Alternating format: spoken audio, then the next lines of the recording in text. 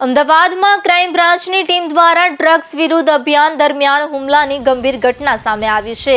17 એપ્રિલે શહેરમાં પેટ્રોલિંગ દરમિયાન ટીમ ભાટ ગામ નજીક પહોંચી હતી, જે એક સ્વિફ્ટ ડિઝાયર કાર અને બુલેટ મોટરસાયકલ સાથે ઉભેલા શખ્સોની હરકતો શંકાસ્પદ જણાઈ હતી।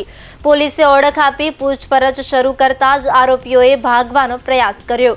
આ દરમિયાન કાર ચલાવતા આરોપીએ પોલીસ કોન્સ્ટેબલ રમેશ કુમારને ટક્કર મારી, જેને કારણે તેઓ ગંભીર રીતે ઈજાગ્રસ્ત થયા અને થોડા અંતર સુધી ઘસડાયા હતા। આગળ કાર દિવાલ સાથે અથડાતા પીએસઆઈ શર્માએ ચાલકને પકડવાનો પ્રયાસ કર્યો, ત્યારે આરોપીએ છરીથી હુમલો કર્યો। આ હુમલામાં પીએસઆઈ શર્માને હાથ સહિત શરીરના ભાગોમાં ગંભીર ઈજાઓ પહોંચી હતી।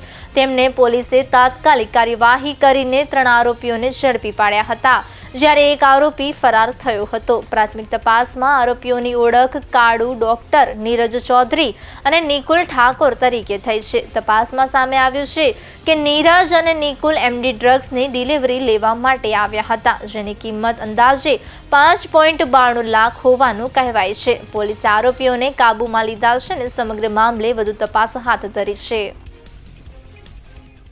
જે ક્રાઇમ બ્રાન્ચની ટીમ જે છે એ ટીમ જ્યારે ભાટ ગામમાં એમને જે પેટ્રોલિંગમાં હતા એ વખતે એક સ્વિફ્ટ ડિઝાયર ગાડી અને એક બુલેટ મોટરસાયકલ ઉપર કુલ 4 માણસો જે રીતે વાતચીત કરી રહ્યા હતા, તો સ્વાભાવિક છે કે પોલીસ એને તપાસે અને તપાસમાં જ્યારે નજીક ગયા ત્યારે અંદર જે બેઠેલો વ્યક્તિ હતો એણે જોરથી બૂમ પાડી કે પોલીસ છે અને તરત જ એમણે ગાડી ભગાવી।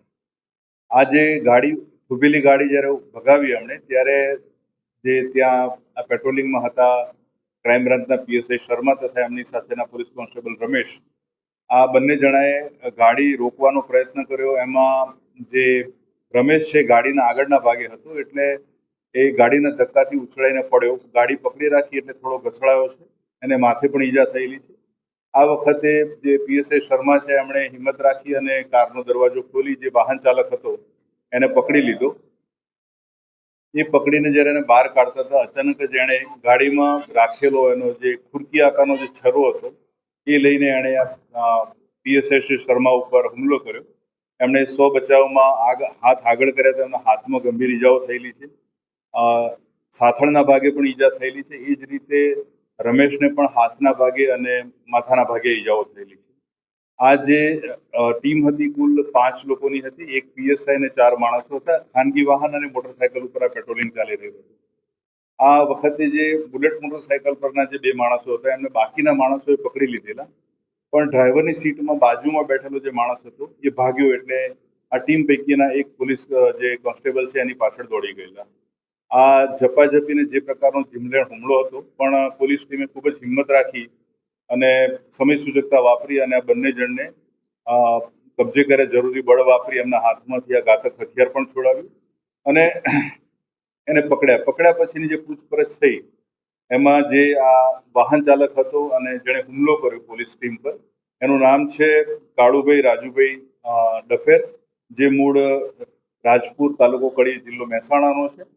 અને બાકીના જે 2 પકડાયેલા છે એમાં એક નીરવ અરુણભાઈ ચૌધરી જે માંડવી સુરતનો છે અને નિકુલજી અબુજી ઠાકોર જે સરગાસણ ગાંધીનગર ખાતે કાચા છાપરામાં રહે છે। પ્રાથમિક પૂછપરછમાં જે પ્રકારની માહિતી મળી એમાં જે ભાગી ગયેલો વ્યક્તિ છે એનું જે નામ મળ્યું છે એ કલ્પેશ ઉર્ફે કમો પરમાર, એ છત્રાલથી એટલે કડી પાસે જ રહે છે, એટલે આ કાળુ ડફેરના સંપર્કવાળો માણસ હતો। અને આ કલ્પેશ જે છે, કલ્પેશ ઉર્ફે કમો, એ આ જે એમડી ડ્રગ્સનો જથ્થો જે છે એ જ લાવ્યો હતો અને ડફેરને સાથે રાખીને 2 જણ સાથેનું ડીલિંગ કરવાનું।